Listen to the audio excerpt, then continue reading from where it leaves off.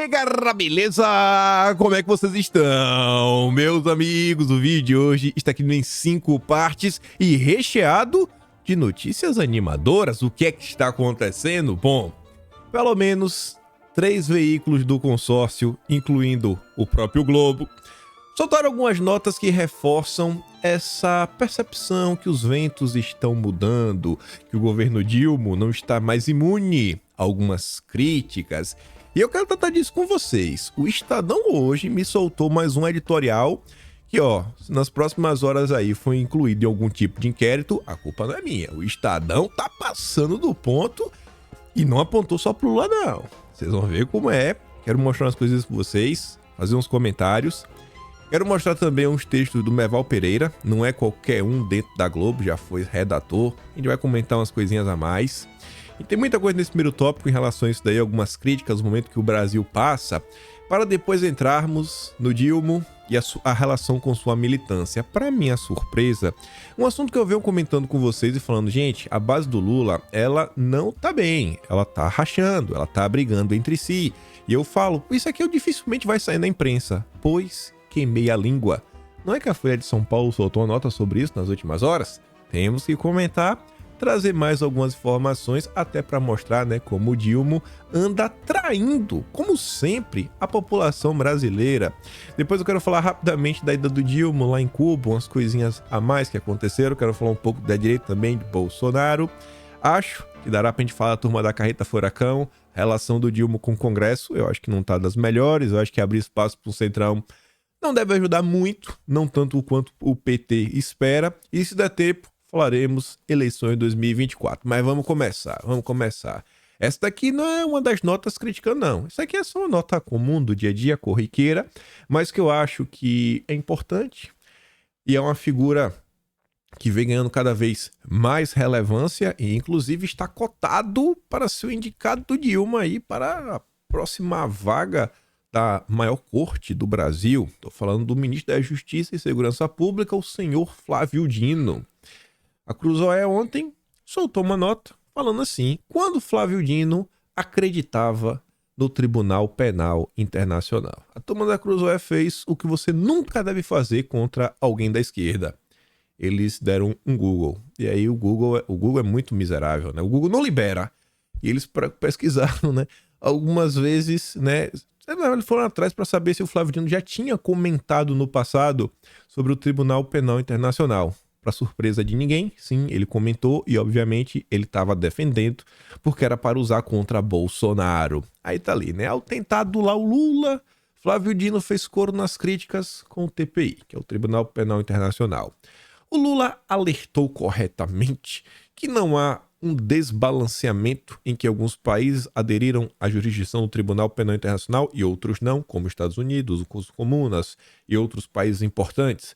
Isso sugere que, em algum momento, a diplomacia brasileira pode rever essa decisão a esse acordo, uma vez que não houve essa igualdade entre as nações. Foi um alerta que o presidente fez. É claro que a diplomacia brasileira vai saber avaliar isso, falou o Dino no último dia 13. Aí a nota diz, mas o senhor Flávio Dino, ele já foi favorável ao tribunal. Como é possível constatar após uma breve busca na rede social X, o antigo Twitter? Em 2021, quando Bolsonaro era o presidente, Flávio Dino, ele não reclamava de um suposto desbalanceamento na corte. Aí, fui pegar uns prints melhores do que tá na matéria, tá assim meio fora de foco, baixa qualidade. E como vocês podem ver aqui, vou começar por baixo, ordem cronológica. 29 de abril de 2021. Hoje em debate com o ex-ministro Temporão, a convite dos estudantes de Direito da UFRJ, externei a minha avaliação jurídica de que, em algum momento, a pandemia no Brasil vai resultar em ações no Tribunal Penal Internacional em face de crimes contra a humanidade. Aí o tribunal era bom demais, Porque era contra Bolsonaro. Aí depois, em 7 de maio, 8 dias depois, algo aconteceu para Bolsonaro estar falando tantas insanidades nesta semana. Até para os padrões dele, a taxa está atipicamente elevada. Será que está com medo da CPI ou do Tribunal Penal Internacional? Nessa época o tribunal era bom. E a outra postagem é de 14 de novembro de 2021. Essas constantes viagens a Dubai são só passeio mesmo? Ou tem algo de esquisito nisso? Estão preparando exílio para o fim dos efêmeros e desastrados anos de poder? Ou a preocupação é fugir à jurisdição do Tribunal Penal Internacional? O ministro da Segurança, da Justiça e Segurança Pública, no momento que o Brasil, como vocês estão observando, acho que está carecendo principalmente de segurança pública. A justiça está tudo bacana, né? Não vamos criticar. A justiça no Brasil está funcionando. O problema é a segurança pública. E sobre isso, a Datafolha já demonstrou que é o principal problema aos olhos dos brasileiros, e é uma pesquisa que o PT não pode criticar, porque o PT fez total questão de chancelar todas as pesquisas do Datafolha, ainda quando elas eram totalmente reais, mas está aí, agora aceitem, é um dado, né, que vocês chancelaram. E falando de segurança pública, eu acho que este daqui é um tema que o ministro deveria estar mais preocupado. A turma do Metrópolis relata que a Polícia Federal entra em alerta com o crescimento da turma do comando.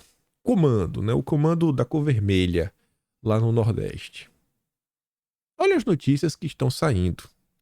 Saudades da época que nas redes sociais víamos postagens, várias postagens de apreensão, né, de substâncias ruins, né, um combate duro. Você vê assim, né, uma certa retaguarda do governo falou, não, cara, vai lá, vai que a gente tá do mesmo lado. Agora, nossa, quando o governo aparece para falar da polícia, é só para criticar. Ontem, inclusive, teve um fato triste no Brasil, né, uma menininha, ela tinha sido alvejada por causa de uma situação atípica na abordagem e tudo mais. Ela veio a óbito e figuras importantes do Brasil, inclusive, estavam questionando a necessidade de, quem sabe, né, a um determinado tipo de polícia, né, a Polícia Rodoviária Federal. E eu tenho pra mim, porque isso aconteceu do meio pro fim do dia de ontem, eu tenho pra mim, amanhã saberemos, que amanhã eu vou voltar em vídeo, mas eu tenho pra mim que ao longo do dia de hoje, eu acho que vai sair alguma nota na imprensa. Eu acho, meio que criticando esta fala, falando que o momento não é pra isso, que se queremos defender o Estado Democrático de Direito, tem que puxar um pouco o freio, tá todo mundo com os ânimos à flor da pele. Eu acho que não é nada, uma criticazinha à minha boca vai ter. Mas vamos agora para a parte onde as coisas começam a ficar mais interessantes. Quando teve a decisão aí sobre a Lava Jato nos últimos dias, que foi o que eu falei para vocês, eu já repeti várias vezes nos últimos dias. Falei, gente, por mais que a decisão foi tomada no âmbito da justiça, os petistas ficaram fazendo gracinha, politizaram o tema, vitória, é isso, é aquilo outro, a turma do Brasil 247, DCM, prerrogativas. E eu falei, pessoal, a turma não percebe, mas eles são tão escrachados que eles trouxeram a decisão para o colo do Lula. E a sociedade vai atribuir ao Lula o que está acontecendo. Não adianta. Não adianta. Olha o que são na Folha de São Paulo. Decisão sobre Odebrecht consolida a ofensiva de Lula. E outros grupos lá do judiciário, né, o Supremo e a PGR contra a Lava Jato. Mas Lula, irmão, vocês abraçaram. O problema é de vocês. E essa é a percepção na sociedade e no consórcio. Essa decisão, ela deu ruim. Ela deu ruim pra turma da esquerda. Porque, gente, o Brasil tá uma porcaria, coisa da mesma porcaria. Mas a turma tá indo com tanta sede ao pote, o pote da vingança, a turma do PT, que eles não param pra pensar nos impactos de algumas situações. Mas tá ali, a decisão do ministro consolida a ofensiva de uma ala do judiciário, da PGR e do governo Lula contra o integrante da operação. O executivo petista trata a história da Lava Jato como armação para apear o partido do poder, por um lado. O discurso foca abusos cometidos pela operação, mas, por outro, minimiza os crimes confessados e verbas bilionárias recuperadas. Essa decisão caiu na conta. E é o exemplo que eu já dei várias vezes, não vou me alongar, que é quando se fala no PAC, que é uma coisa que o brasileiro não tem uma memória afetiva bacana, né? São maus presságios, por mais que o PAC seja 1 trilhão e 700 bilhões, não teve tanta gritaria quando, por exemplo, teve. Não é nem essa decisão. Essa decisão vocês estão vendo nos últimos dias. A própria notícia das empreiteiras queriam uma linha de crédito de 100 milhões de dólares, já foi meu Deus, um Deus nos acuda, uma repercussão muito maior do que o PAC. Imagina isso daqui. E cai na conta do PT. Não adianta. Mas vamos lá. Se nessa semana, quando comentamos sobre aquele editorial, Lava Jato 2.0, eu falei, gente, a turma subiu o tom de um jeito que eu fiquei surpreso. Esse daqui, não sei se tá assim, tá igual pra mais intenso. Pelo menos igual, dá pra falar, não vou falar assim, não, esse daqui tá batendo com força, não sei, mas tá pelo menos igual. E eu fico lendo essas coisas, e assim, não é porque, fez uma crítica, agora o Brasil vai resolver. Mas, muita coisa do que acontece, e eu acho que vocês têm total convicção, só acontece porque a imprensa apoiou, porque a imprensa defendeu, porque a imprensa ajudou na construção de uma narrativa. Olha a percepção que muitas pessoas ainda têm de Bolsonaro. Coisas completamente mentirosas. Imagine se a imprensa, assim, não precisa defender Bolsonaro, não precisa distorcer, não precisa falar só as coisas positivas que o governo fez, mas só falar a verdade. Só falar a verdade, só isso. Porque... Mas deixa lá. Águas passadas. Hoje de manhã, como de costume, às 3 da manhã, o Estadão solta o seu editorial. Bússola institucional avariada. Olha o subtítulo. Há um clima de permissividade institucional. Executivo Federal, setores do Judiciário, sentem-se autorizados a atuar como bem entenderem, indiferentes à Constituição. É preciso reagir. Peraí, o que é que está acontecendo? O Estadão quer uma reação. Calma, rapaz. Vocês vão parar inquérito desse jeito. São meio democráticos. Aí esse aqui já é o primeiro parágrafo. Sente o drama. Este jornal faz um alerta. Tendo vencido os ataques do bolsonarismo contra a democracia, o país enfrenta agora outra ameaça. Mais sutil, mas não menos perigosa. Olha só. O Estadão está dizendo que tem um alerta, tem uma nova ameaça, que está no mesmo, pelo menos, no mesmo patamar da ameaça a Bolsonaro. Contra o funcionamento das instituições democráticas, tá? E que ameaça é essa? Sob o pretexto de defesa da democracia, o Executivo Federal e setores do Judiciário vêm se sentindo autorizados a atuar como bem entenderem, indiferentes às competências e previsões legais.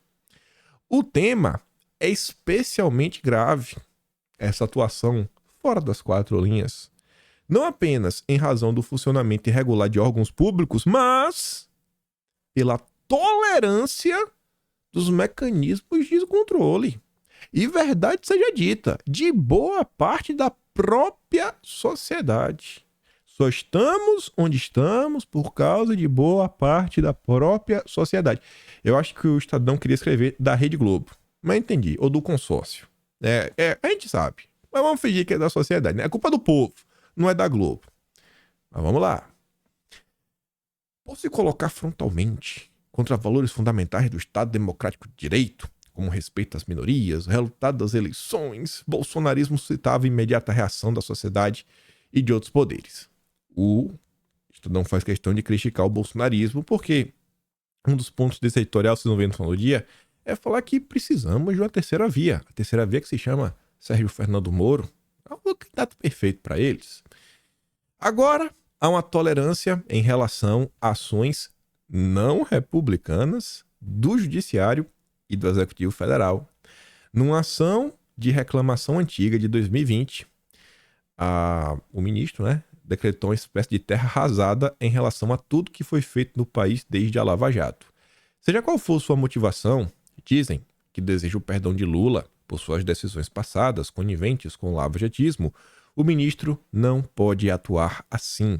Infelizmente, o restante da corte apenas observou passivamente. A impressão é de desleixo com a imagem do judiciário. A prioridade seria alinhar-se aos ventos da política. Na decisão, o ministro encarregou um órgão do Executivo Federal, a AGU, para apurar os supostos danos causados pela Lava Jato. Quem diz o Estadão, a medida é um assinte. A corte autoriza o governo Lula a usar máquina estatal contra seus inimigos. Também não se viu resistência. Volto a falar. A decisão... mas é porque fez isso. Ainda que não tivesse feito isso, os petistas abraçaram e se incomodou. Mas incomodou porque eles não sabem se conter. Não sabem ganhar e ficar quietinho. Tiveram que tentar tirar onda. Agora aguenta. Tal é o ambiente que, no mesmo dia da decisão do ministro, a AGU anunciou a criação de uma força-tarefa para investigar a magistratura e o Ministério Público envolvidos na Lava Jato. Assume-se desesperadamente a ideia de ação coordenada. E pior, com a força-tarefa, o Executivo assumirá nada mais, nada menos que a função de polícia sobre a Justiça e o Ministério Público. Mas ninguém se preocupa na estranha lógica de que só o bolsonarismo ataca a Constituição. Quer dizer que é só o bolsonarismo? Vocês não estão observando o que está acontecendo? É só o bolsonarismo? Temos que reagir. O Estadão cobrando a Globo. A Globo não vai. A Globo está no código do PT. Outro caso preocupante é o modus operandi de um cara aí, muito polêmico, ministro, não tem cabelos, empenhado em seguir todos os erros da Lava Jato. Aí o Estadão segue com palavras muito duras, inclusive diz que ele não está acima da lei. Então sente o drama. Nem vou entrar nesse âmbito que é chover no meu olhado, todo mundo tem suas opiniões. Não cabe desleixo com o Estado Democrático de Direito, simplesmente porque Bolsonaro não está mais na presidência da República ou porque foi declarado inelegível. O governo Lula tem de se submeter à lei e é preciso chamar suas ações pelo nome. É inconstitucional o governo Lula investigar magistrados e procuradores. São muitos os fatores para esse estado de coisas. Vamos ver qual é o diagnóstico do Estadão. A sociedade dá mostras de exaustão depois de 4 anos de bolsonarismo. Tá vendo, então? O problema atual é por culpa do bolsonarismo. Primeiro ponto. Mas, neste governo Lula, há um fator novo, diferente dos outros dois. Falta um ministro da Justiça. O atual chefe da pasta parece ser o primeiro a incentivar e aproveitar, para seus interesses políticos, a bagunça institucional vigente. Defender a democracia não é ideia romântica. Trata-se de assegurar, em todas as circunstâncias, o funcionamento dos poderes de acordo com o que determina a Constituição, sem exceção. Não cabe ingenuidade. Não é uma ideia romântica, não é só o falatório, tem que tomar um tipo de ação. Tá ruim. As coisas estão ruins. Quem vem na mesma linha é o Merval Pereira. Gente, o Merval Pereira não é um jornalista. Não, o Merval Pereira, ele não é mais. Mas o Merval Pereira, ele já foi, tipo assim, um redator-chefe do Globo, em determinado momento, né? O cara que mandava em tudo. Hoje é porque tá mais velho, tá com 73, eu acho, o Merval. E tem outros afazeres. Tá lá mais preocupado de sentar na poltrona da Globo News, ficar de fala lero-lero. E ele também, né, até então tava como presidente da Academia Brasileira de Letras. Então não é qualquer um, é um cara que quando fala nessa turminha frufru, aí o Merval Pereira. Então agora, vocês chancelaram o poder do cara, agora aguenta. Merval Pereira, lulista, fez campanha ativa para o PT, escreveu a seguinte nota, publicada na madrugada de hoje. Sem rumo. O Brasil está sem rumo. Mini reforma eleitoral e reforma ministerial são vergonhosas. E aí ele fala da piso do Datafolha, ele fala do Estado do Brasil, etc. tudo mais. Eu acho que esse parágrafo aqui resume bem como tá, né, a cabeça do coitadinho do Merval. O Brasil está muito confuso, porque não há mais pudor para se tomar certas atitudes em nenhum dos 3 poderes. não há mais distinção entre o que é público e privado. O ministro da Justiça, Flávio Dino, para não deixar o Lula pendurado na brocha, confirmou a intenção de analisar a retirada do Brasil do Tribunal Penal Internacional, aquele mesmo que Lula disse nem se lembrar que existe, mas para o qual nomeou uma juiz em 2003. Isso para agradar Putin. O governo faz o que quer. O legislativo e o judiciário também. É uma troca de acordo com a vontade pessoal de cada um dos integrantes dos três poderes. E lá nave vá. Não sei nem o que significa esse final. E o Merval Pereira também escreveu esse daqui, que vai até na linha do Estadão. Ele defende a terceira via. Sérgio Moro. É preciso uma liderança para quebrar a polarização.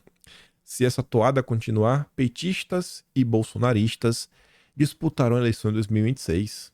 Aqui também ele fala, traz os dados da pesquisa, até esse parágrafo que eu botei, ele diz assim, ó, temos que ver o que vão achar do governo Lula, cuja avaliação tá meio a meio, ó, 38% de aprovação, 31% de reprovação. Lula tem a vantagem por estar no governo e temos que esperar para ver. E ficar atentos para denunciar qualquer desvio de qualquer lado, observando como as coisas vão se desenrolar. E esperando que surja alguém para quebrar essa polarização que não faz bem ao Brasil, serve aos dois, mas não é boa para o país. E ao longo do texto ele também cita, né, pô, se continuar do jeito que tá, vai ser Bolsonaro, ou o candidato indicado por Bolsonaro, contra Lula, buscando a reeleição ou o poste do Lula. E o Merval tá bem chateado. Isso porque ainda estamos em setembro. Setembro de 2023. Nem completou um ano de governo Lula. E a crise econômica nem chegou porque Lula ainda está surfando aquele final do governo Bolsonaro. Os cofres estavam cheios. Vamos ver agora. A economia começou a desacelerar para valer mais ou menos em julho. Que quando começam aquelas notas, pô, queda na arrecadação, ó, tá desacelerando. A poupança vem tendo saques, né? Assim, o saldo entre saques e depósitos tá sempre negativo, né? A turma tá sempre sacando mais do que depositando. Aí tá indo, com indicativo que as coisas não estão indo muito bacana. A geração de emprego também não tá daquele jeito. Eu acho que ano que vem a gente vai ter uma surpresa bem negativa. Já se o arcabouço fiscal, que era o grande milagre, todo mundo já fala que não vai para lugar nenhum, que não vai dar certo. Já se falam que a meta fiscal de 2024 de zerar, né, o déficit é balela, ninguém vai seguir. A gente até vai falar sobre isso mais ao longo. E ainda nesse campo aí de arrependidos, não, que eles vão fingir que ainda assim eles votariam Lula de novo, porque Bolsonaro era pior. Mas enfim, o Pondé, lulista, fez campanha. Ele critica a Corte Suprema, porque segundo ele, a Corte decidiu que somos obrigados a sustentar os sindicalistas, a menos que você mova uma burocracia para não ser depenado. O ônus é seu, você terá que gastar tempo para não ser depenado. Espero que não tenhamos que gastar dinheiro com advogados, para não sermos depenados pelos sindicatos. Bom, vocês votaram no Lula, se tinha uma coisa que estava bem claro, era a volta do imposto sindical. Não voltou ainda o imposto sindical. Isso aqui é uma decisão a nível de judiciário. Mas acho que o clima do país, o clima da presidente da República acaba por ajudar. Mas vamos continuar, que ainda tem mais algumas notas interessantes sobre essa mudança no clima, né? Os ventos. Você está sentindo assim aquela brisa, a brisa da primavera. Tomara que ela venha e que se confirme. Comentei com vocês várias vezes, falei, gente, coisa lá no PT também ruim, a militância está brigando, todo mundo deixa disso, passa panistas, e tem alguns embates. O que a Folha vem relatar é muito mais uns embates entre a esquerda raiz versus a esquerda identitária, tomando o lado dos identitários, do que uma crítica mais ampla e mostrando outros tipos de crítica. A gente vai comentar aqui ao longo. Mas enfim, a nota foi publicada ontem, meio-dia. Não é hora de criticar? Brigas nas redes geram debate sobre blindagem a Lula. Para psicanalista, entrar em onda de ataques esconde fraqueza. Desconfiança de militância tem raiz em 2013, diz um sociólogo. Aí a nota começa mais ou menos com o que os petistas dizem nas redes sociais. Não é hora criticar. fazer o jogo da direita. Não, não faça isso, deixe o homem trabalhar. Formulações como essa têm sido frequentes em ataques virtuais de apoiadores de Lula a pessoas do próprio campo da esquerda que fazem cobranças ao presidente. A estridência levou a debate sobre a abertura da militância petista a críticas, após 4 anos do governo de Jair Messias Bolsonaro. Embora os casos de Duvivier e Jean Willis tenham feito barulho, o argumento de que não é hora de criticar o Lula ou de que isso pode colocar o governo em risco, isso não é novo. Entre os 2 primeiros parágrafos, esse daí tem uma parte que eles saem fazendo uma pequena retrospectiva e saem explicando o que foi o caso do Jean Willis e o caso do Duvivier. Ultimamente aí aconteceu nos últimos dias, por causa da indicação pro judiciário, blá. Não conta a parte das ONGs, eles não pontuam essas críticas que vêm da esquerda raiz, que é uma... Na verdade, nem toda a esquerda raiz. É de uma parte da esquerda que viu algumas coisas que é contra essas ONGs internacionais, essas forças transnacionais mandando no Brasil. Essa turma é contra. Só que a esquerda progressista não é só a favor, né? Eles inclusive têm ONGs que recebem aquele apoio generoso, financeiro, de alguns setores internacionais. Então, a nota comenta sobre esses casos, sempre puxando o peixe pro lado dos liberais progressistas, a turma woke. Aí continua. E fala assim, que não é a primeira vez que isso acontece. Esse argumento não pode criticar. No início do ano, por exemplo, Paulo Roberto da Silva Lima, conhecido como Paulo Galo, aquele que tocou fogo no Borba Gato, sofreu uma série de críticas na esquerda após defender uma greve de entregadores contra a precarização do trabalho. Ele escreveu assim, no mundo invertido, os entregadores convocariam a greve já dentro do governo Lula e a militância petista apoiaria em peso, mostrando de que lado está. Mas não pode criticar o Lula, não pode pedir greve, tem que ajudar o painho. Aí a Folha trouxe um professor petista, né, o Christian Dunker, para falar que parte da virulência do debate ainda é feito do bolsonarismo. A culpa é de Bolsonaro. A turma está brigando entre si, mas a culpa é de Bolsonaro. Com sua negação do diálogo e da política. Né? Sempre o mesmo argumento, que bolsonaristas não dialogam, né? É a mesma coisa sempre. Falta aos progressistas de agora entender que pessoas com diferentes táticas e estratégias podem estar no mesmo campo. Aí que vem a parte mais engraçada da nota. Para Celso Rocha de Barros, autor de PT, uma história. Olha só, o cara escreveu um livro sobre o PT. Ou seja, a Folha pegou outro petista para falar do petismo. Que lindo. O argumento de que não é hora de comentários negativos já não cabe. Retomar a normalidade em que governos ou as instituições podem ser criticadas de maneira não golpista era um dos objetivos da Frente Ampla que elegeu Lula.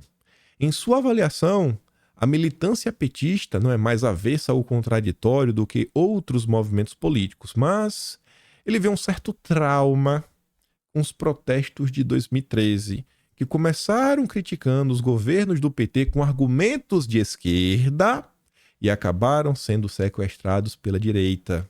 Depois do impeachment de Dilma, o PT talvez tenha ficado mais defensivo. Aí tá ali, um comentário. Daniel Nunes Guimarães. A Folha, preocupada com a autocrítica dos petistas, vai ouvir professorzinhos petistas. Como é lindo. Só que o que tem interessante aqui, eu falei que essa parte era a melhor.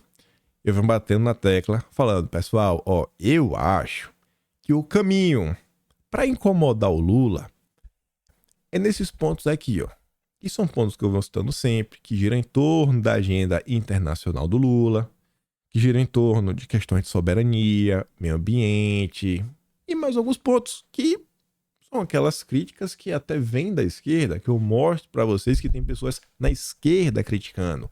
Porque você faz um comentário desse e esse comentário ele sai da bolha da direita, vê aquele cara da esquerda e fala, pô, não tem como eu não compartilhar isso daqui, essa informação é importante. Ele te compartilha e ele joga a tua informação dentro da bolha da esquerda porque ele te compartilhou. Aí outras pessoas começam a ver, uns tentam se calar porque não tem como defender o Lula, até porque ele concorda contigo. E aí? E aí começa a confusão. E o que acontece? A direita sequestra essas pautas. Porque no final do dia, quem defende a soberania nacional é a direita. Quem defende que a Petrobras seja uma empresa grande, que dê lucro, que trabalhe também pensando na população, é a direita. Não é isso? Aí você está preocupado com outra coisa. O Lula estava preocupado com a Petrobras no passado, vocês já viram por quê. E atualmente, qual é a preocupação do Lula com a Petrobras? O Lula e a Marina não deixam que a Petrobras explore a margem equatorial. Tá todo mundo vendo. Então são críticas que deixam a esquerda maluca. Maluca. E por isso que eu também falo para vocês que quando o Lula vai a Cuba, Inglaterra, Estados Unidos, qualquer lugar que ele vá, aí ele faz aquele discurso mais duro, tentando agradar seus aliados políticos, né, mais à esquerda. Eu falo, gente, isso é puro jogo de cena, isso é puro marketing, para agradar quem? A militância petista cega. Para ele já saber que assim, é só o discurso, não tem nenhuma materialidade. Mas aqui, o Lula falou algo que lavou minha alma. O petista fala, lavou minha alma. Lavou minha alma. Se lavou a alma, tá ruim. Tá ruim. Não vai dar certo. E a turma tá olhando, e tá cobrando, e tá cobrando, e tá cobrando. Veja como o PT, o Lula, já vem sendo criticado por diversas alas dentro da imprensa. Intelectuais como Pondé, pessoas no judiciário, alguns isentões, algumas pessoas não da economia, Helena Landau ultimamente, Armínio Fraga, Marcos Mendes, toda uma galera já tá começando a criticar. No dia que o Lula perder essa base, se a base mesmo petista descobrir que o Lula é um traidor, que o Lula virou um vassalo do Biden, aí não tem mais sustentação. Não tem. Hoje ele tá nos Estados Unidos, né? É capaz de bater uma foto dando um beijo no Biden, daquele jeito. Aí você vê isso daqui, ó. Isso daqui machuca. Essa daqui é o print pra você mandar pro seu amigo petista. Você mandar pro seu amigo petista. Que eles falavam, né? A mesma coisa que ia fazer, ia acontecer. Tá ali, ó. Carlos Lupe, ministro escolhido a dedo pelo Lula. A dedo. O PT só deu um ministério pro PDT. A dedo.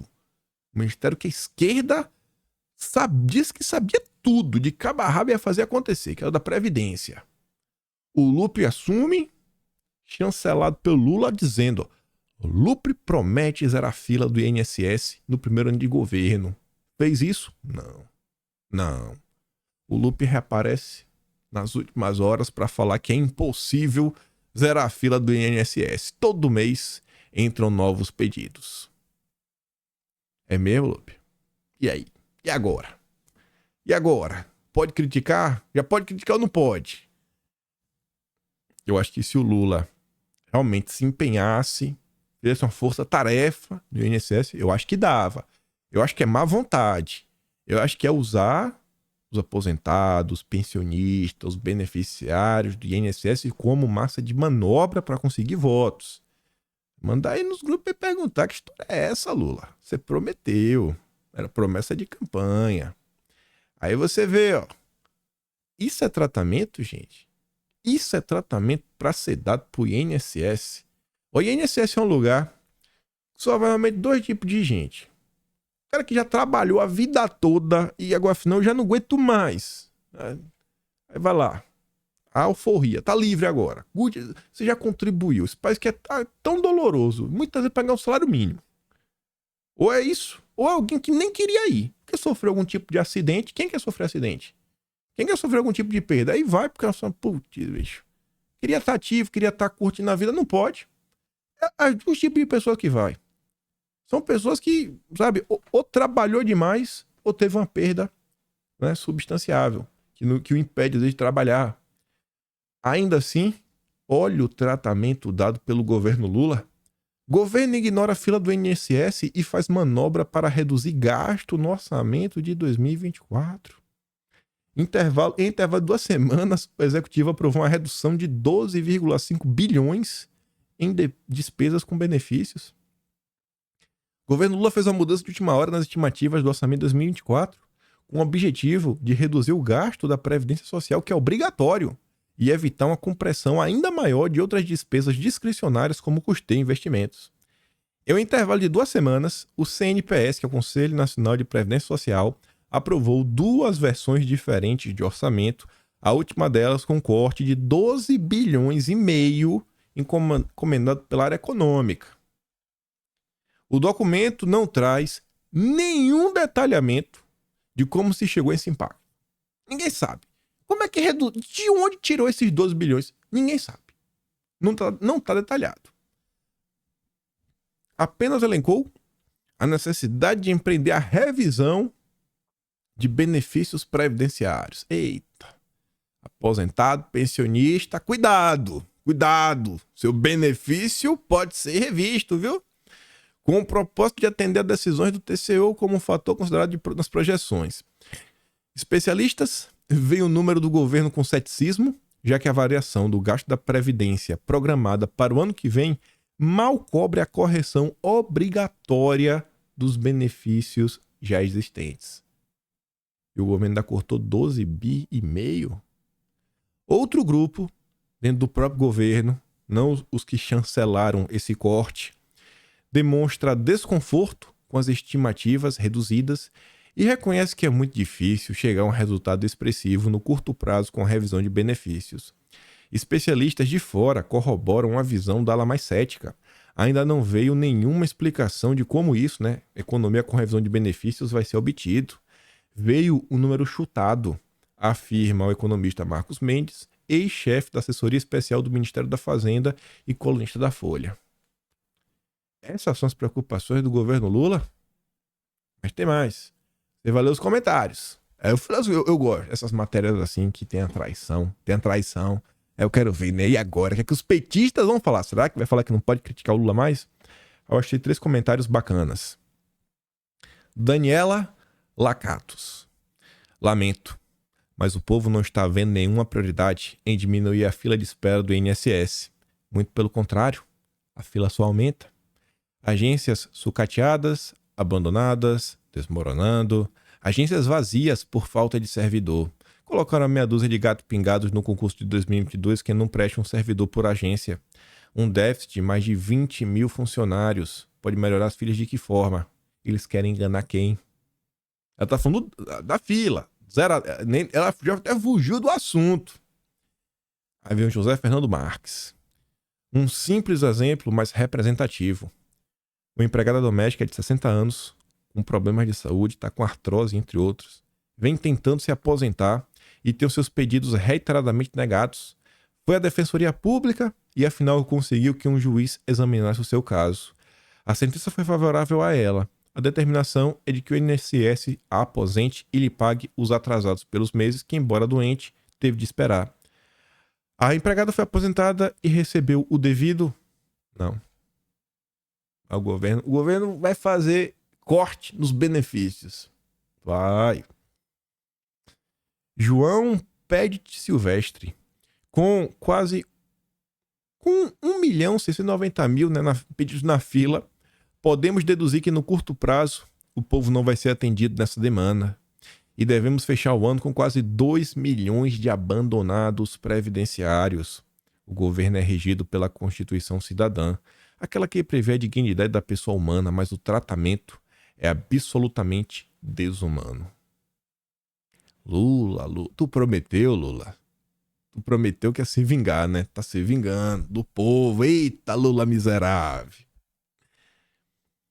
Isso é desumano. Isso aqui não é desumano, esse aqui é. Rapaz, isso é de uma imoralidade sem tamanho.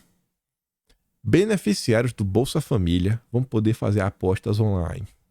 O único destaque rejeitado na votação que aprovou na Câmara o projeto de lei que regulamenta a aposta esportiva por meio das bets foi do Auro Ribeiro do Solidariedade. Só teve um destaque rejeitado, o desse cara. O que esse cara queria? Que o governo hoje tem maioria na Câmara. Ele tentava proibir que beneficiários do Bolsa Família, assim como pessoas no CadÚnico, beneficiários do benefício de prestação continuada e devedores em cadastro de inadimplentes pudessem fazer aposta online. O cara tá recebendo Bolsa Família, tá fazendo aposta online. Tem até alguma coisa muito errada acontecendo nesse país. Uma coisa muito errada acontecendo. Vai apostar... Cara, se o cara tá recebendo Bolsa Família, é porque a situação dele tá muito complicada. E é que o Bolsa Família, a depender, não paga nem a feira do mês. E o cara tá apostando. Vai poder apostar? Complicado, né? Mas beleza. O governo do amor tá preocupado. Com quem? Eu não sei. Com os bilionários. Mas tem mais, tem mais. Ele foi lá em Cuba. Tava nervoso. Eu vi um vídeo dele entrando no avião pra ir embora. Ver o Biden. Nossa, que tava dando cambalhota. Mas tá ali. G77. Diante de plenária quase vazia, Lula condena embargo a Cuba e exalta a cooperação sul-sul. Só serve pra isso, né? Falando pras moscas. E em seu discurso, o que é que ele defendeu? Regulação das redes. Em Cuba, uma ditadura. Em Cuba, Lula argumenta a favor da regulamentação das redes sociais. Durante o discurso, o mandatário brasileiro falou sobre regulamentação das plataformas digitais para combater atos antidemocráticos e a disseminação de ódio nas redes sociais. O governo cubano não concorda. Quem já viu a população querer se rebelar, achar ruim, querer depor o governo, defender a volta da democracia? É um tapa na cara. Em Cuba, uma ditadura, que as pessoas sequer têm acesso à internet direito. Lula defende a regulamentação das redes. Esse é o democrata. É o democrata da Rede Globo. E o projeto que o Lula defendeu lá em Cuba foi o da Unesco. E eu não sei qual é a paixão que o Lula tem por esses órgãos multilaterais, né? Talvez o Biden mandou, mas tá ali. O projeto de diretrizes globais para a regulamentação de plataformas digitais da Unesco equilibra isso, liberar a expressão com a certa. Que ladainha, rapaz. A Unesco é quem propôs lá em 49, né? Queriam criar o Instituto Internacional da Ilha Amazônica, né? Que todo mundo denunciou à época, falando que eles queriam internacionalizar a Amazônia. Mas enfim.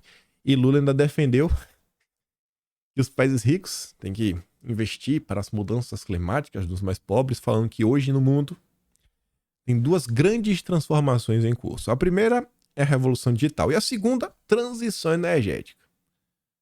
Assim como a Venezuela, acho que Cuba tem alguns problemas em garantir energia para as pessoas.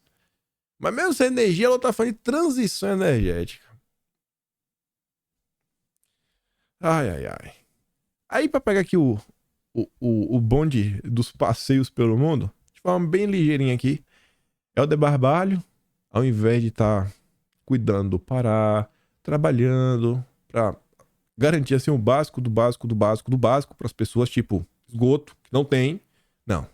Em Nova York, tava lá no evento da ONU, do Pacto Global, para discutir sobre a COP30 que vai ter no Brasil em 2025. Aí no meio do percurso, recebeu um convite de Leonardo DiCaprio para ver a série que ele vai lançar e tudo mais. PPP, tá ali, ó. Helder está nos Estados Unidos para participar de uma série de agendas temáticas sobre o meio ambiente. Na quinta, ele participou de um painel sobre a COP30 durante o Brasil Climate Summit, na Universidade de Colômbia. Vocês não acham que é estranho, pessoal? Tantas pessoas estarem preocupadas com o Brasil. Vocês não acham isso meio estranho? É uma preocupação com o Brasil que eu fico assim, irmão, cuida do teu país aí, deixa o Brasil quieto. Vocês estão muito preocupados com o clima do Brasil, toma conta do teu clima aí, tá cheio de indústria. Tá cheio de indústria tocando terror pelo mundo. E o problema é o Brasil. Ele também teve na reunião do Pacto Global da ONU com personalidades e líderes empresariais. Aí tu vai dar uma olhada. Nova York tem show de drones em defesa da Amazônia, bancado pela Vaz no show do Alok, que é um lacradorzinho descarado, defensor da mangaia. Essa Vaz, você vai pesquisar lá no início, as ligações da Vaz com essas zonas internacionais, o próprio Omidyar, o Omidyar tem um vínculo com isso, eu tô esquecendo agora qual é a ONG que vincula junto com a Vaz. Mas enfim, Nova York, o pessoal pedindo pra salvar a Amazônia, porque a Amazônia tá pegando. Meu Deus do céu, gente. Tá vendo que isso não é normal. Não tá vendo que isso é normal. Aí o Lula tá indo lá pro exterior. Sabe pra quê? A gente vai falar. A gente vai falar. Aguenta só um tiquinho. Vocês vão ver a vassalagem. O que é que o Lula vai fazer do exterior? Vai lá pra dar esclarecimentos. Mas antes disso, olha que engraçado. Créditos de carbono na Amazônia são ineficazes. Na Amazônia, mas em outros locais não. Não é que o crédito de carbono não é eficaz. Na Amazônia não é. Você tem que preservar porque tem que preservar, mas você não vai ganhar R$ 1 por isso. Meu pai tem uma frase que eu acho que é sensacional nesse momento. Chapéu de otário é marreta. É a vida do brasileiro. Não tem pra onde correr. Tendo passado pra trás o tempo inteiro. O tempo inteiro. Antes, a promessa não. Preserve a Amazônia que tu vai ganhar um trocado. Nem um trocado tu vai ganhar. Aí a nota fala, vai pontuando. É difícil, né? Confiar nesses créditos. Critica a Verra, que é uma certificadora internacional, porque nem isso o Brasil vai ter, né? O Brasil vai ser um vassalo aí, vai o que a Verra manda, o Brasil vai seguir. Sim, é absurdo atrás de absurdo. Absurdo atrás de absurdo. E o governo segue. Cadê agora o senhor Arthur Lira? Cadê agora a especialista de crédito de carbono, a ex-jogadora de vôlei, Leila? Leila, o que a Leila aprendeu de crédito de carbono na vida dela? Crédito na Amazônia é eficaz, né? Pesquisador da Universidade de Berkeley, financiada pela ONG Carbon Market Watch, aponta que o sistema não é adequado para compensar emissões de carbono e expõe comunidades indígenas a riscos. O carbono que eles vão validar como crédito é da terra deles, não nas florestas do Brasil. Essa agenda, ela é 100% antinacional. Quem ainda não entendeu o que está acontecendo, está com problemas. Mas vamos lá. Aí eu falei, né? O que o Lula vai fazer lá, além de dar um abraço no Biden? Lula vai anunciar na ONU fim da pedalada climática de Bolsonaro e Salles. Aí você agora vai fazer uma comparação. Quem você acha que está certo? Pedalada climática de Bolsonaro e Salles ou Lula salvando o planeta e a mãe Gaia? Mas tá ali. No esforço de conquistar a confiança da comunidade internacional e de doadores, Lula vai usar sua passagem pela ONU nesta semana para reverter as pedaladas climáticas adotadas pelo governo de Jair Bolsonaro. Na quinta-feira passada, o Comitê Interministerial sobre Mudança do Clima aprovou uma resolução determinando o ajuste da contribuição nacionalmente determinada ao Brasil. A ideia é que essa mudança seja anunciada durante as reuniões da Assembleia Geral da ONU. Olha só, o Lula tomando decisões para agradar os globalistas. E o que foi essa pedalada do governo Bolsonaro? O Jamil Chad explica. Durante o governo Bolsonaro, o Brasil apresentou à Convenção do Clima da ONU uma ambição menor de comprometimento com a redução de desmatamento de emissões do que havia sido acordado em 2015. Em 2015 falou, a gente vai reduzir em tantos por cento. Aí você falou, não, vou reduzir só pra cá. Não vou reduzir tudo, não. Não vou, não. Vocês acham que nesse problema, quando se fala da mãe Gaia, acho que o problema é o Brasil. O Brasil, que vai se desindustrializando dia após dia, que o poder de compra da população só faz cair, que a população sequer tem condição de ter um carro. E o problema é o Brasil. É sério mesmo. O problema é o Brasil. É isso que o Lula tá fazendo. É isso que o Lula tá fazendo. Ele tá indo lá para mostrar, ó, estamos de joelhos para as ordens de Vossa Senhoria. Eu acho que alguém devia ensinar pro Lula até falar inglês. Sim, senhor mestre. Quando encontrar o Biden, ele falar. Isso é um bom vassalo. Que é ridículo o que está acontecendo com o nosso país todo santo dia. Aí você vê. Preocupação é reduzir as emissões. Reduzir transição energética. Porque qual é a realidade da vida do povo? Diesel sobe a 6,20 por litro nos postos em 7ª alta semanal seguida. 7 semanas seguidas. Meu pai me falou, falei com meu pai ontem, tá se queixando, foi abastecer o carro, botar ele, falou, meu Deus do céu, gastei um monte, não deu nem pra encher o tanque do carro. Eu falei, pai, tá difícil, né? Aí ele falou, pô, eles vieram me visitar, né? Vocês devem saber. Aí foi pouco a gente chegou, tava nos 4,80, tava meio de 5, tava perto de 5. E agora tá 6,20. E pô, eles vieram aqui. Eles foram embora em junho. Pronto. Chegaram final de abril. Foram embora início de junho. Então, pouco mais de 30 dias. O diesel está subindo. E isso impacta em tudo. E eu tava falando com meu pai, mas me falou outra coisa. Meu pai tava me explicando sobre uma nova... não sei se chega a ser uma regulamentação, uma determinação, mas enfim. Ele foi explicando como o frete das coisas também vai aumentar, porque agora tem uma nova regra para caminhoneiros, o tempo que pode tirar de folga, o tempo que não pode tirar, o tempo assim de horas que tem que dormir, que não tem que fazer, que por um lado, sei lá, atrapalha o caminhoneiro, que às vezes quer trabalhar mais rápido para voltar e ficar com a família, mas por outro também causa um pouco mais de segurança. Aí falou que agora também começa a cobrar a partir do momento que o cara chega para começar a carregar carga, porque por exemplo que já está trabalhando, então isso tudo deve aumentar o custo do frete. E aí? E aí vai repassar para vocês, né? E aí eu acho que o Lula tá com um problema para lidar. Mas o Lula tá preocupado com o quê? Com o quê, gente? Com a pedalada climática de Bolsonaro. Aí veja por outro lado essa notícia. Diesel russo atinge 74% das importações e ameniza a defasagem de preços da Petrobras. Tá até defasado o preço. E eu não sei se o Lula vai continuar segurando. Se ficar mais uns dias, porque está basicamente 20% de defasagem. Ficar mais uns dias, volta aquelas histórias do desabastecimento. Tem muita gente na imprensa que fala, está financiando os ataques que estão acontecendo na Europa, isso, aquilo, outro, etc, tudo mais. Mas vejam só. O Brasil tem inúmeras reservas de petróleo. Além das reservas que o Brasil tem a margem equatorial, que deve ter petróleo lá.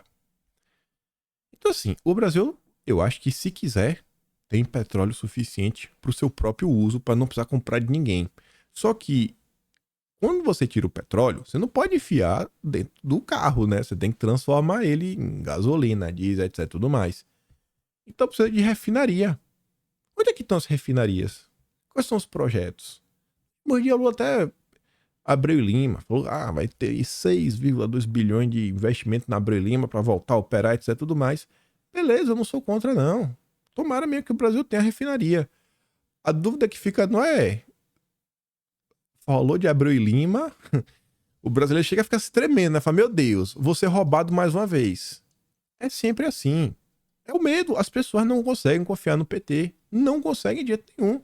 Mas eu vou ser contra se tiver um presidente responsável, que não é o caso do PT, um presidente responsável que realmente tira obras do papel, entrega melhorias para a infraestrutura do Brasil, eu acho que essa é uma das pautas importantes. Mas a preocupação, você pega lá o PAC verde, não tá falando sobre isso. Então a turma aí que fala, democracia, está financiando conflitos. Bom, vamos aqui discutir então, né, como é que melhorar pra gente resolver a coisa no Brasil, pelo menos forçar o Lula, ao invés de gastar dinheiro com cidades sustentáveis e comprando ônibus elétricos, vamos dar um passo aqui para garantir que o Brasil tenha soberania energética. Mas isso eles não querem, ninguém quer. Eu vi essa nota aqui nesses dias, tava guardada para comentar com vocês. Quando eu vi esse negócio do diesel, eu falei, pô, isso aqui é bacana, porque eu acho que vai na minha linha de pensamento. E como eu enxergo as coisas. Brasil em primeiro lugar. Olha a notícia. Você lê a manchete é descarada. A manchete é fake news, que fala assim, ó. O Japão se junta aos comunas e o BRICS para se proteger do dólar. Não, o Japão não se juntou com eles. O Japão não se juntou com ninguém. Isso é mentira. Isso é fake news. Fake news. Você vai ler a nota e fala assim, ó. Segundo o jornal Nikkei, maiores credores tentam se resguardar à medida que os Estados Unidos emitem mais dívida do que nunca. Aí fala, na explicação do Nikkei, os dois maiores compradores estrangeiros de títulos americanos estão reduzindo a sua participação, à medida que os Estados Unidos emitem mais dívida do que nunca e os dois países asiáticos buscam evitar que moedas deslizem abaixo dos mínimos históricos. O Japão não se uniu com ninguém. O Japão só está pensando em sua própria moeda, em seu próprio povo. E ele falou assim, pro Japão, hoje a vantagem não é comprar título na moeda americana. O Japão não tá... o Japão não começou a comprar rublo, não. Não. O Japão não começou a comprar yuan. Não. Ele só mudou, só tá comprando outra coisa. Só isso. Não tem nenhum tipo de aliança nem nada. O Japão tá pensando em si. O que é que tem de errado nisso? Ele tá errado, é? Tá errado, é? Sublinha que voltou a especulação sobre desdolarização, porém, nem N nem Yuan fizeram incursões significativas contra o domínio da moeda americana. Não tá, o Japão só está preocupado em quê? Manter a moeda deles valorizada. Simples assim. Lutando pela soberania nacional. É isso daqui. Até para os canceladores, né? Que esse dia a turma foi encher o saco meu e da turma do Quinto Elemento. Porque você não pode ser contra um alinhamento aos democratas, aos globalistas. Se você é contra isso, é porque você tá alinhado que é o BRICS. Pelo amor de Deus, né? Pelo amor de Deus. Aqui é um baita exemplo disso. Ver esse comentário aqui, eu não sei. Eu me senti minimamente assim, com a capacidade de influenciar em partes um pouco do debate. Mas eu vi a Rafaela postando assim, ó. Na verdade eu vi porque o Atalaia compartilhou, sigo o Atalaia lá no Twitter. Ela colocou assim, ó. A direita brasileira precisa ser menos neoliberal e ser mais patriota. Tem que apoiar a indústria nacional, educação de qualidade, diminuir o salário dos políticos, defender a soberania da Amazônia, diminuir o tamanho das favelas. Porém, até agora ninguém propôs isso. Eu achei interessante essa postagem dela porque ela tava falando de proposição. Proposição, você não precisa concordar com tudo, mas eu falei, pô, bacana, né? Bacana falar de proposições. Pô, eu proponho isso, proponho aquilo outro, proponho apoiar a indústria nacional, proponho ser mais patriota. Bacana, gostei. E o Atalaia responde falando o seguinte: a maioria da direita no Brasil hoje se diz conservador nos costumes e liberal na economia. É uma coisa que vem se repetindo, mas as pessoas nunca pararam para se perguntar, sabe, como assim, pô? Por exemplo, o que é ser conservador na economia? Por que você precisa ser liberal na economia? Por que você precisa ser alguma coisa na economia? Porque simplesmente você não pode defender o bom senso. Porque você tem que seguir uma certa ideologia na hora de abraçar uma determinada causa. E eu achei interessante esse comentário, que vem na linha aí nesses comentários anteriores. Aí nas últimas horas, Bolsonaro fez 3 tweets, virou notícia. E o consórcio, meu Deus, até bota na manchete, ó. Bolsonaro chama Lula de cachaceiro e critica aumento do número de ministérios. Eu falei, pô, bacana. A imprensa noticiando, né? O comentário de Bolsonaro. Só que o consórcio tem que ter o mas. O mas, né? Mas Bolsonaro não comentou investigação das joias. Tem a delação do Cid. Cara, ninguém tá nem aí, bicho. Só vocês. Para de encher o saco. O tweet de Bolsonaro foi esse aqui, ó. Mais um ministério criado pelo desgoverno e continua jogando no lixo tudo que o país precisa para prosperar economicamente, inchando mais ainda a máquina pública e massacrando o brasileiro com aumento de impostos e taxas. Como tem cara de pau de falar de zerar o déficit? É uma fake news atrás da outra sem parar. Enquanto que nossa gestão entregamos o governo com superávit histórico de 54 bilhões e atualmente a multiplicar um déficit.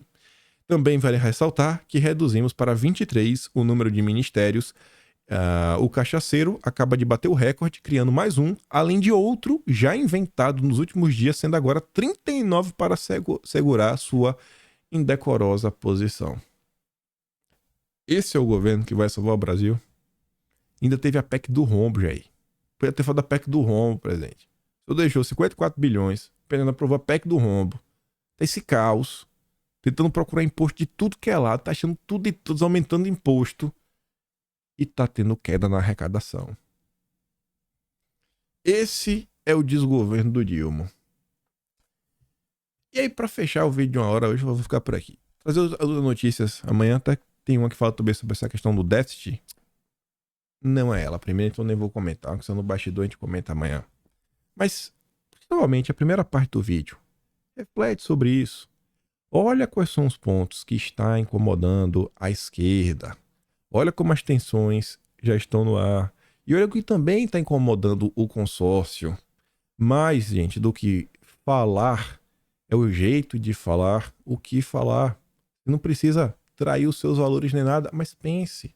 Até nos termos que você usa, é muito mais importante que as pessoas te entendam do que você, sei lá, está certo. Não é que você não vai estar certo, não, você está falando o que você quer, mas você fala do jeitinho que a pessoa entende, sabe?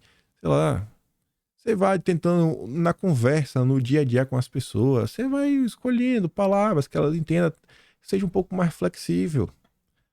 As críticas estão aí aos montes. Os pontos que vocês podem criticar estão aos montes. É chegar nas pessoas, ó, cara, olha isso aqui, olha aquilo outro. Olha a promessa de campanha, irmão. Beleza, você não precisa votar em Bolsonaro, não. Eu não quero que você vote em Bolsonaro, mas você concorda comigo que isso aqui é um problema? E comece a bater na tecla. Uma pessoa não seria chato, né? No trabalho, na faculdade, na escola. Vai ali, de pouquinho em pouquinho. Daqui a pouco o coração amolece. E naquela hora, porque vocês já passaram por isso, na hora que bater aquele estalo, que a pessoa perceber que foi enganada, e até sobre o que ela achava que Bolsonaro era, que a direita representa. Gente, na hora que bater esse estalo, vocês já passaram por isso. A pessoa nunca mais volta a ser de esquerda. Nunca mais volta. Aquelas escamas começam a cair, né? As máscaras começam a cair. A realidade começa a surgir diante dos olhos dela. Fala, meu Deus, eu fui enganada por todos esses anos.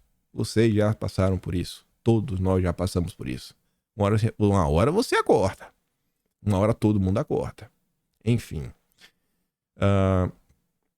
O Atlas com capa já tá disponível. Aquele bonitinho versão revista. Tô esperando a menina. Ela teve um problema. Mas foi sério problema sério mesmo que ela teve dessa vez. Não com ela em si. Mas foi com o bichinho de estimação dela. Fiquei bem sentido. Então. Só vai atrasar mais uns dias. Mas tá lá todo bonitinho. Aquela versão que as páginas que é branca, né? Não tem aquele periquitado atrás. Mas tá lá disponível. kimpan.com.br. E se gosta do meu trabalho, quer me ajudar mais, pois tá vendo no canal. Tem um botão de valeu.